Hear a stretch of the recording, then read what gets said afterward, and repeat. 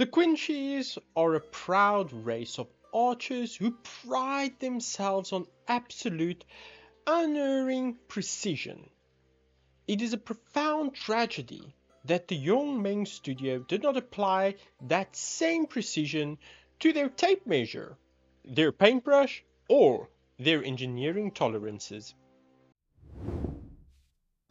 Welcome back to the channel. I'm your collector's advocate, the man who risks his own bank account on the questionable resins so you don't have to. Today we are reviewing the Bleach YuanMeng Studio Ishida Uryuu statue. It promises a 1:6 scale action, transparent resin effects, and a premium quality. We are going to find out if this piece hits the bullseye or if it entirely misses the mark. Let's start with the unboxing, which gave me a terrifyingly false sense of security. The packaging was actually quite good. The foam was supportive, nothing was crushed, and all the pieces were neatly wrapped. You know, the bare minimum you expect when you buy a resin statue. The base itself is surprisingly well done. They even put branding on the absolute bottom of it. I'm not entirely sure why a studio puts highly detailed logos on one side of the statue that sits permanently flush against the desk, but sure, it's a nice touch for the spiders living behind my display cabinet. The environmental piece is solid. The arrows and resin attached to the base and to Ishida using small effective magnets.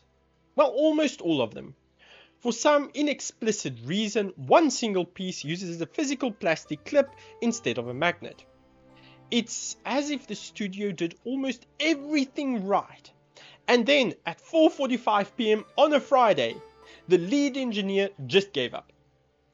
I love transparent resin, but I will say this. With an energy attack this large, a lack of LED lighting is a massive missed opportunity. Now, we must address the Quincy in the room. This statue is advertised as a 1:6 scale. This brings us directly to the thumbnail scale. When you place this so-called 1:6 Ishida next to any other 1:6 scale figure on the market, he looks like their young sibling. I don't know what ruler YuanMeng Studio is using, but it is deeply flawed. And the scale isn't the only visual nightmare. Let's talk about the pose. He is sprinting forward at such an extreme aerodynamic angle that when you put him on a stand shelf, you can't even see his face. Unless you plan on displaying this statue on a shelf situated 2 feet above your head, you're essentially paying for a highly detailed view of the top of Ishida's head. A dynamic pose means nothing if the collector has to physically crouch on the floor just to appreciate the portrait. We have a massive Material Betrayal on our hands. The base feels like solid premium resin. Ishida himself, he feels like a cheap hollow PVC prize figure. The contrast in weight and quality between the character and the rock he is standing on is jarring. Most of the pieces don't feel overly fragile, but this bow is the exception. The 4-point design feels like it is made of spun sugar.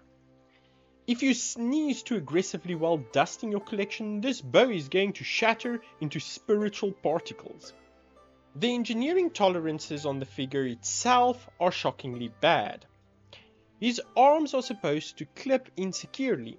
Instead, you just freely twist them around inside the socket like a broken action figure. The main connecting peg is incredibly stubborn. And your reward for finally forcing him into the base? He doesn't even sit flush.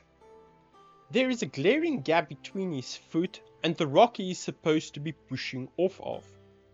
And then we hit the quality control disaster.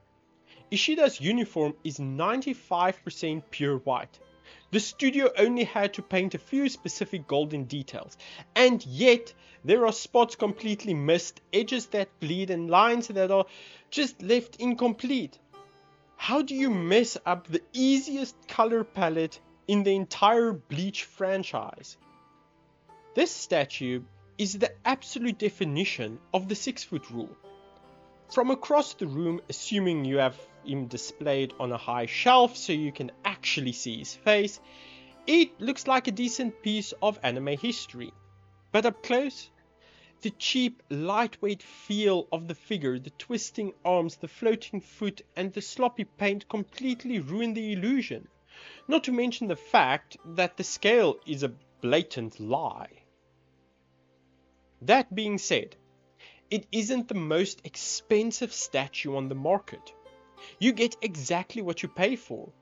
If you are a die-hard Bleach fan and you can find this on the secondary market at a steep discount, it might fill a gap in your collection.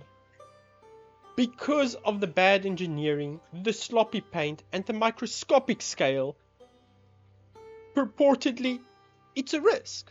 Keep your standards high, don't trust the manufacturer's measurements, and I'll see you in the next one.